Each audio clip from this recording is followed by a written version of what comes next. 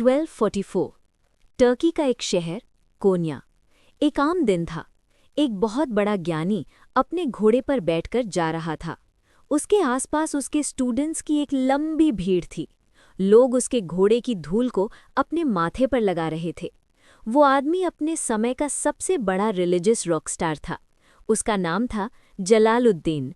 उसकी जिंदगी बिल्कुल परफेक्ट थी, कोई कमी नहीं थी। अचानक भीड़ को चीरते हुए एक अजीब सा भिखारी सामने आया। उसके कपड़े फटे हुए थे, उसकी आंखों में एक आग थी जिसे देखकर कोई भी डर जाए। उसने जलालुद्दीन के घोड़े की लगाम पकड़ी और एक अजीब सा सवाल पूछा। उस एक सवाल ने उस दिन उस महान स्कॉलर का पूरा वजूद जलाकर राख कर दिया। जलालुद्दीन अपने घोड़े से उतरा, उस फक्कड़ आदमी के पैरों में गिर गया और हमेशा के लिए बदल गया। ये कहानी उस दिन की नहीं है, ये कहानी उस आग की है जिसने उस स्कॉलर को दुनिया का सबसे बड़ा मिस्टिक शायर बना दिया, और उस आग से निकली एक ऐसी किताब जिसने इंसानियत की साइकोलॉजी का सबसे बड़ा रहस्य खोल दिया। मसनवी। 13th सेंचुरी का कोन्या। इमेजिन करो, गलियों में मसालों की खुशबू आ रही है, घोड़ों की टापों की आवाज़ें गूंज रही हैं, बड़े बड़े मदरसों में बैठे हुए विद्वान लोग फिलॉसफी और रिलीजन पर बहस कर रहे हैं। जलालुद्दीन इन सब में सबसे ऊपर था। उसकी ज़िंदगी बिल्कुल सेफ और सिक्योर थी। वो लेक्चर्स देता था, लोग उसकी किताबें पढ़ते थे, उसके पास पैसा था, पावर थी, इज्जत थी। लेकिन डीप डाउन उसके अंदर एक एम्प्टीनेस थी, एक खालीपन जिसको वो अपने ज्ञान से भरने की कोशिश कर रहा था। फिर एंट्री होती है उस तूफान की, शम्स ऑफ तब्रीज़। शम्स कोई आम साधु नहीं था, वो एक भटकता हुआ दरवेश था। वो किसी रूल को नहीं मानता था।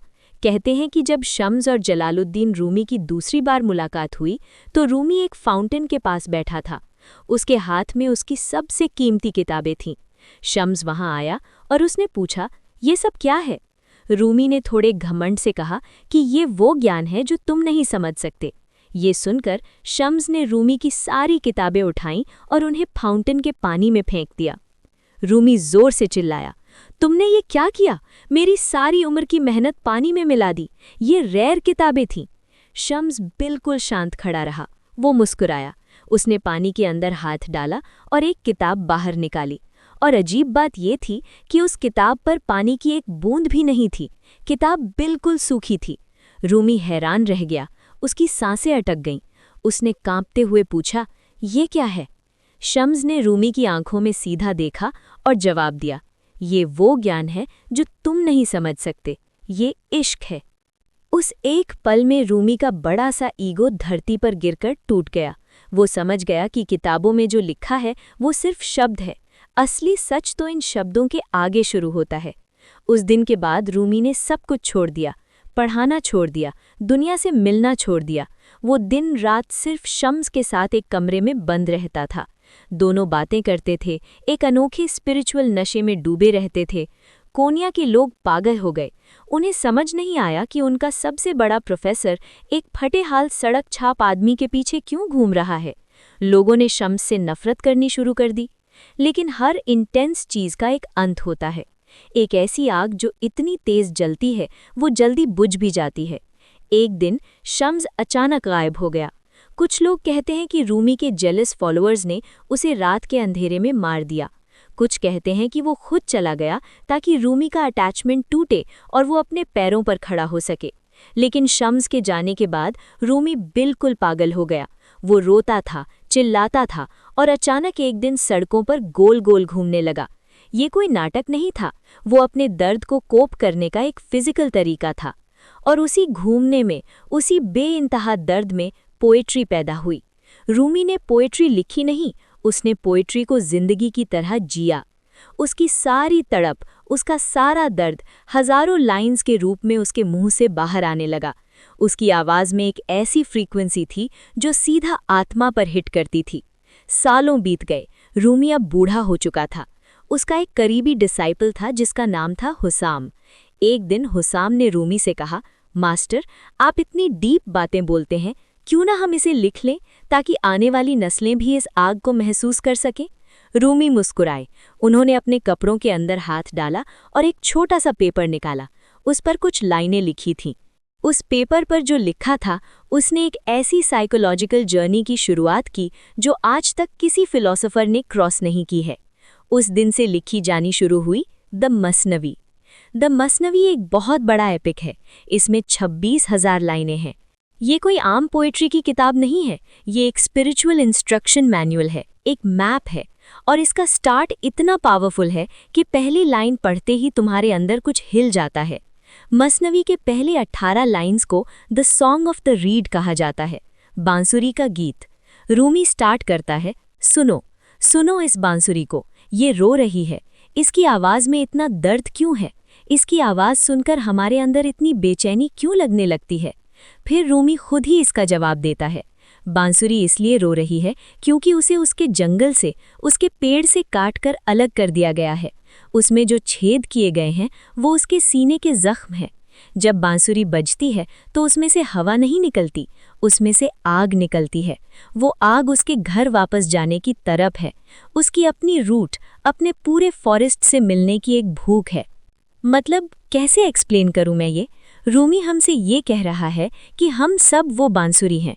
हमारा जो ओरिजिन था, जो एक यूनिवर्सल डिवाइन एनर्जी थी, हम उससे काट कर इस फिजिकल धरती पर फेंक दिए गए हैं। हमारे अंदर जो हर वक्त एक खालीपन रहता है, जो एंग्जाइटी है, जो लोनलीनेस है, वो कोई साइकोलॉजिकल बीमारी नहीं है, वो सिर्फ हमारी रूह का रोना है। हम अपने असली घर को मिस कर रहे हैं।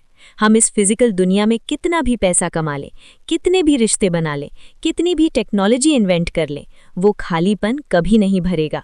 क्योंकि बांसुरी को सोने के महल में रख दो तो भी उसे सिर्फ अपने बैम्बू फॉरेस्ट की याद आती है। ये एक बहुत बड़ा रेवलेशन है। सोच के देखो, हम सब किसी न किसी चीज़ के पीछे अंधों की तरह भाग रहे हैं।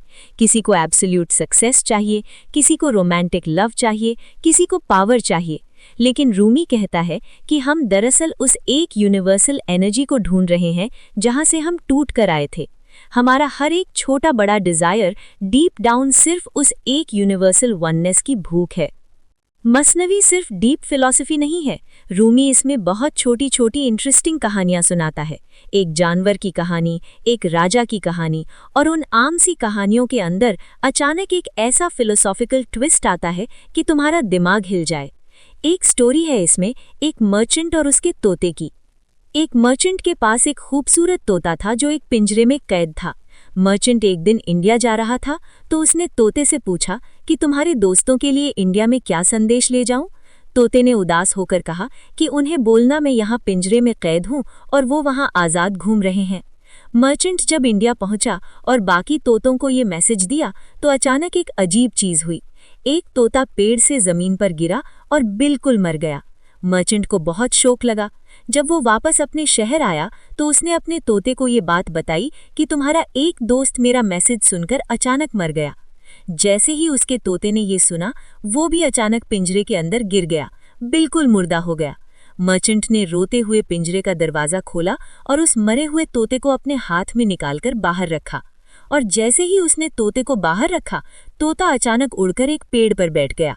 उस तोते ने उस मर्चेंट को देखकर कहा, मेरे दोस्त ने इंडिया में मुझे सिर्फ एक सीक्रेट बताया था। उसने बताया कि अगर मुझे आज़ादी चाहिए तो मुझे पहले मरना पड़ेगा, मौत का नाटक करना पड़ेगा, अपना ये वजूद खत्म करना पड़ेगा। ये स्टोरी किसी आम पक्षी की नहीं है। रूमी बता रहा है कि अगर इंसान को इस मटीरियल पिंजरे से आज़ादी चाहिए तो उसे अपने फेक ईगो को मारना पड़ेगा। मसनवी में बार बार एक ही लाइन आती है, डाई बिफोर यू डाई, मौत से पहले मर जाओ। ये फिजिकल मौत नहीं है, ये तुम्हारे उस फेक आइडेंटिटी की मौत है जो तुमने दुनिया को दिखाने के लिए पहन रखी है। तुम्हारा टाइटल, तुम्हारा जॉब, तुम्हारे बिलीफ्स। रूमी कहता है कि जब तक तुम इन सब लेयर्स को जला नहीं दोगे तब तक तुम उस रियल डिवाइन लाइट को महसूस नहीं कर सकते। तुम्हें कंप्लीटली खाली होना पड़ेगा। बांसुरी जब तक अंदर से पूरी तरह खाली नहीं होती तब तक उसमें से म्यूजिक फ्लो नहीं करता। अगर उसमें थोड़ा सा भी ईगो का ब्लॉक बचा हो तो उसकी आवाज़ बेसुरी हो जाती है। जब तुम किसी सूफी दरवेश को वर्लिंग करते हुए देखते हो, घूमते हुए देखते हो, तो वो सिर्फ एक कल्चरल डांस नहीं है, उसकी एक एग्जैक्ट साइंस और जियोमेट्री है। उनका राइट हैंड हमेशा आसमान की तरफ होता है ताकि वो प्योर यूनिवर्स की एनर्जी को रिसीव कर सकें, और लेफ्ट हैंड नीचे धरती की तरफ, उस एनर्जी को इस दुनिया में डिस्ट्रीब्यूट करने के लिए। वो आदमी बीच में खुद बिल्कुल खाली हो जाता है, वो एक हॉलो पाइप बन जाता है।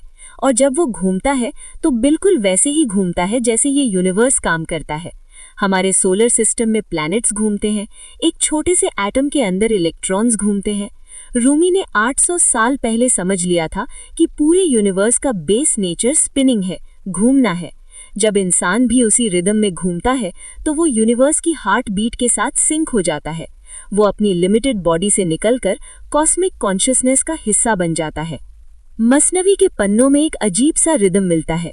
रूमी इन लाइंस को बैठकर किसी लाइब्रेरी में नहीं लिखता था, वो घूमता रहता था, वर्लिंग करता था एक डीप ट्रांस स्टेट में, और उसके मुंह से लाइंस पानी की तरह फ्लो होती रहती थी।